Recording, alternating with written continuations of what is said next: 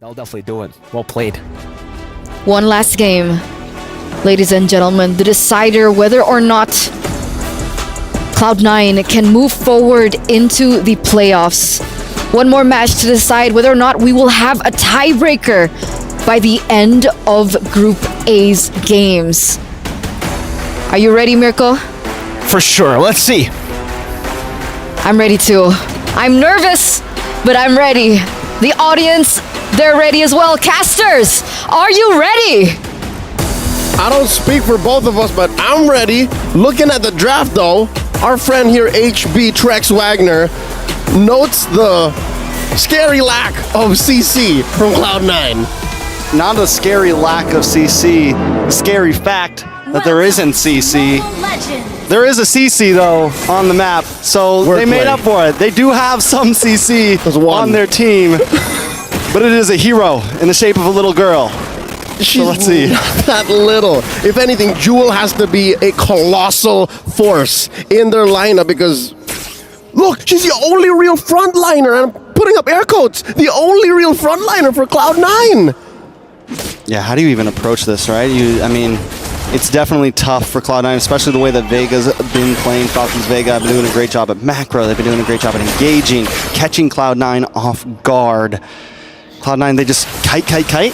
There's a reason why Falcons Vega is a constant grand finalist in any and all major women's MLBB tournaments. Now Nicolette's in trouble. Nicolette's in a lot of trouble, able to just dash away. A little bit of true damage connects, but Nicolette will be able to get home safely. But now Vega's going to take a camp. They're going to eat good for a little bit. Beta almost took Nicolette down. Caramel with the clutch alpha pick. That's one of the sweetest alphas I've seen in a while. Like that last slot, no one was expecting it. Now, here comes Thal. Big toss up. Thal takes a little bit of damage, but knows Caramel's there. Panda now. Ashley shows up, able to get the kill onto Thal. Brings down Caramel as well. That's 2 for 0. First blood over to Ashley. Le Paniche, she gets 2 on the way out. And that was a blindside from Falcons Vega. To be fair, here's the SDC replay one more time. That's some quick work. Ashley, amazingly, didn't even clear the wave. So there really wasn't much for Agatha to go off. She was just like, all right, she must be somewhere in the bushes. Didn't expect for her to be that far up. You've got crowd control. I've got to terrify. I mean, I'd like to think it's more of the damage. The damage. It's damage over crowd control. Now down bottom. Ooh, Violet dance, man. Violet is clean. That's right. She should dance around like that. Dance around too. Just a monster, able to come through, deal with 2 members, has been so good from last game to this game, has been so good on this R-Lock. Yep. Now we see Nicolette trying to secure the orange buff for Cloud9. Turtle at a third of its health. That's a non-contest. Zaya backs off. Are they going to look for a dive here? Ashley. Ooh, no one home. Just misses. All right. So this is Violet. Again, as long as it costs nothing, a flubbed ult is as good as a hit ult. You know what I mean? Like, especially in these early stages of the game. We're looking at about 3 minutes in. 2 kills for Cloud9. And again, Team Falcons Vega's overall game sense and IQ that they've honed for years together as a team just shows that even if they are down, they're still up on economy. How are they 200, 300 gold up? And they're pushing into Nicolette and Ashley now. Oh no. Panda takes a lot of damage, able to get some life back though. Got the bloom, got the heals. Right, Xayah, clutch. Keep diving. Vega keeps on pushing. In comes Ashley, though. Nicolette there as well. Look for the damage on Agatha. Unable to get the finishing blow. The fracture comes through, but it's still not enough. Chincha firing back shot after shot. Cloud9 now pushed away from the tower. Team Falcons Vega maybe able to pull something off here. Watch for Violet. This is going to be dangerous. Big. Oh! 4 members taken out of the bush, and Cloud9 are grabbed from the sky. Team Falcons Vega showing up. That was majestic. That was beautiful, elegant, near perfection. She literally animation canceled into the bush, almost the whole length of that bush with her. Oh, let's see it one more time. The SEC replay will tell the whole story. Even caught out Xayah as she was exiting the bush too. That was disgusting. That's what you call, like I said, Violet right now. Violet's oiled up right now, ready to go. Violet's on this Arlo, as you like to say, Mr. Dan. He was born to play the Arlo. Like, that was, say what you will about the first final slash, but that was definitely what she was going for. She had to pick up. She had to heat it up like a diesel engine. Took a little time, get it going, the rev.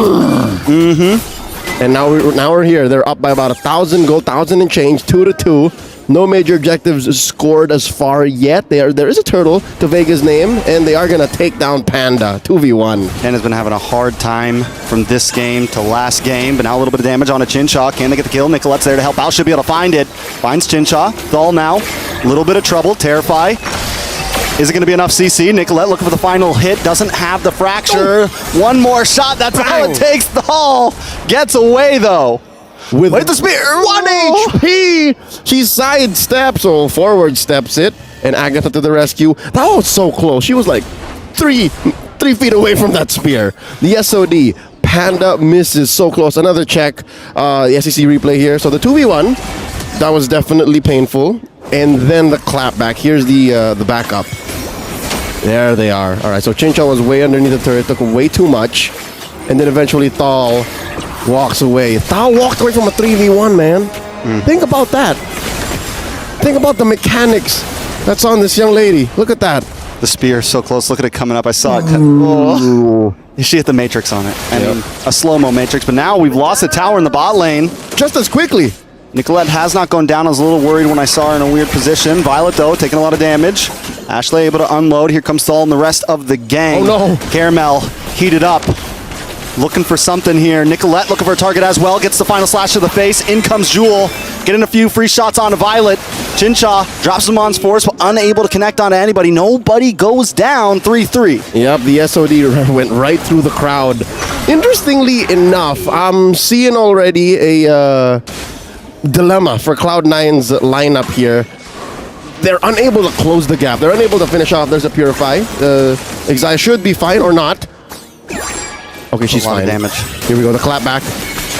Panda's starting to output, though, a little bit. Yeah. But again, back to my point, they're unable to close the gap. Whether it be through a failed SOD engage or just finishing the job. Like, there have been multiple times Nicolette walks away that they couldn't finish. Like, they couldn't kill who they put the damage on, right?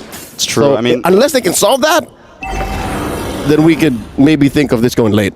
Yeah, I think they're only, honestly, the answer is just maybe look for picks, right? Even moments like this, if they can secure those 2 kills in that moment, or Nicolette can get the pick off, that's going to be the answer, because they're not going to be able to get the big group CC moment, especially right now. I don't think they win in the 5v5, Oh, yeah, right? no, definitely. They need to play the macro, which is something that we've seen them lacking on. It's got to be guerrilla warfare. It's got to be guerrilla warfare. Yep, on a full frontal fight. Yep, in the clouds, in a full frontal fight. Oh, that's a stolen buff. No? Ashley got it. got it. Yeah, I mean, all right, so got it. that means you should just force out a retribution. That's good news for Cloud9. This is a turtle that might just expire by the looks of it. Oh, no, this is bad for Ashley. All right, I think she knows. She's just covering her bases. Might not be. Doesn't matter if she knows or not. That is death, possibly, or at least the tower. Team Falcon, this is their macro game, man, hanging out. And now they're rotating as a full 5. These are Falcons on the hunt. Look at this. They're pulling their own version of the Ube, and they go straight for the Lord. What? Straight for the Lord? It's a Lord at 8 minutes. Look at that. Chincha just dancing and putting it down to a 10th of its health.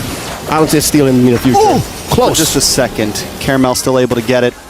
And I think it's a smart move that Cloud9 doesn't go for, right? I think if anything, Panda maybe could have tried to force that top tower, but they back off. Yeah, could have went in all the way, but again, in a moment of confusion, when the call is not unanimous, you play defensive because you could get punished hard.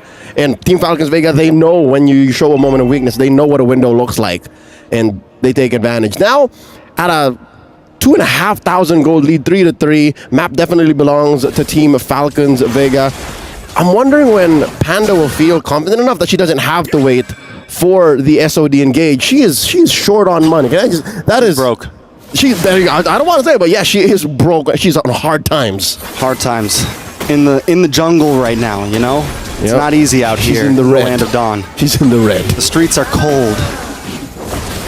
It's difficult because look at this. They're pushing in, a synchronized push. There's a huge wave up top, Lord down bottom. Vega just took out that tier 2 in mid, and they popped the Holy Shield just like that. And it was a clean pop, right? Because they got another wave coming. It's going to sync up with this Lord wave. Falcons Vega just showing supremacy in terms of macro overall. And look at Nicolette coming from the backside, maybe looking for an angle. Conceal play does come down. Final slash goes through, doesn't connect to anyone. Thal backs off. Unable to really connect on the knockup, but they still take the tower. Violet now, able to vengeance through. Able to get a nice little dash. Chinchaw drops him on Force. Damage comes out. Ashley able to find Violet. Ashley goes down. Chinchaw finds the kill now. Panda gonna chip away at the Lord. Cloud9 able to just defend and take a member with them, but they lose Ashley. And with 3-1-1, that's a big loss. Ashley was kind of farming up there. That's right. Violet could have afforded that death, and it was worth it. They pushed all the way in to the inhibitor, and they got the base exposed. Chinchaw was able to get out of there. If the SOD hit, that could have been Panda just committing all the way. And I get it now. What Eterna and Mirko, and even through our interviews, that they're playing all in for Chinchaw. This is her era, man. Chinchaw has to play well for Falcons Vega. Caramel, Agatha, Violet, Thal, they know that. She knows that. And it makes us think, right, like maybe Cloud9. Oh, Nicolette in trouble. Face checks the bush. What do you call that, Kumar? What? I can't remember. There's the fans know when you jump into the bush by yourself. I'm sure they'll tell us later. Eventually, it's in chat right now. But we do have a push here. They could blitz it.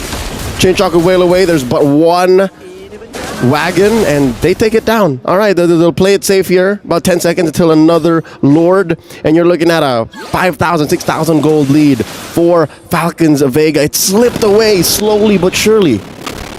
Out of C9's control. All right, they're just going to rush this. Cloud9 can't even fight for it, right? I mean... Nope, they shouldn't. There were but 2 or 3 major slip-ups, a pick-off here and there that just got this way out of their breath. Like, it was a stone throw away earlier, but now they're looking to burst him. Slash comes down, Nicolette terrified, locked up. Caramel gets the kill.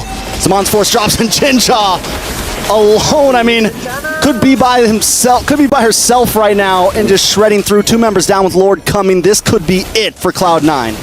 Very rarely do you see 3,000, 4,000 gold be the difference when it comes to an arms race. But here, with the way Team Falcons Vega's playing, now Violet with a final slash! Big final slash at that. Panda now alone. 4 members down, nothing but Panda against the world. Team Falcon Vega. The Reapers in the group of death seem to prevail with their onslaught. No one can stand against them. Unscathed, unbeaten, and undisputed in Group A. Team Falcons Vega force a tie between CFU and Cloud9. And that's what I think that happens later today. And it's going to be do or die for CFU and Cloud9. But we can talk about that later, because right now, Falcons Vega, man, they have just showed from micro to macro to their Lord pushes And to how back and deep forth. their roster is. I mean, there's one thing you They can't can change. swap, do whatever they want. Yeah, there's one thing you can't change. Chinchaw's got to be there. Very true, I think. Chinchaw's got to be there, and their veterancy, their dominance, it shows. This is just another day in the office for the uncrowned queens, and we can't wait to see more of them. But that's up until we go to the next stage. It's still the story of who comes through, CFU and C9. Suddenly, in the group of death, it's sudden death. Yeah, and I think at this point we know, right? Team Falcons Vega is a contender for that trophy. The way they're playing, I think, the way, whatever you want to say about CFU or Cloud9, they have showed that they are definitely a dominant team in this event, just through their mechanics, through everything in the game. I'm excited to see them in the bracket. Yep. As for the aforementioned teams, it's all about grit, it's all about heart, and of course, a refinement of their play styles. For now, we're throwing over to the stage. The uncrowned queens strike again, ladies and gentlemen, as the Falcons Vega, all the way from Indonesia, they're going to be able to move forward from the groups into the playoffs. Unfortunately for Cloud9 and for CFU, though, I don't know if it's technically it's fortunate for CFU, right? That Cloud9 didn't get a game, but just like Ken Watanabe said in Godzilla 2014, this is time He said, let them fight. That's what Falcons Vega is saying to Cloud9 and CFU. Let them fight in the tiebreakers to see who actually gets to see the playoff stage. Whether it's going to be C9, whether it's going to be CFU, but unfortunately for C9, it's sad to see that the same mistake got them twice, right? Game number 1 against CFU, it was kind of a similar draft where they had everybody, I think all of them were squishy, technically. Even the Esmeralda in the early game, but then yeah, one frontliner, technically, the Esmeralda. This game, it was the CC again. I don't know, at this point, it really feels like it might be a hero pool issue, right? For Exaya, maybe. For the foreign, right? Because really, we've seen the foreign, we've seen the Lolita. I think that's it.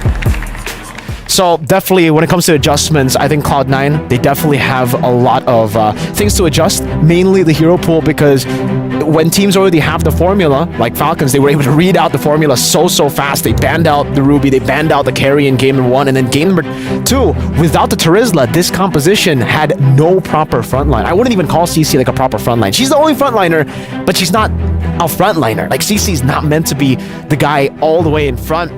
Chin Chow again. Oh,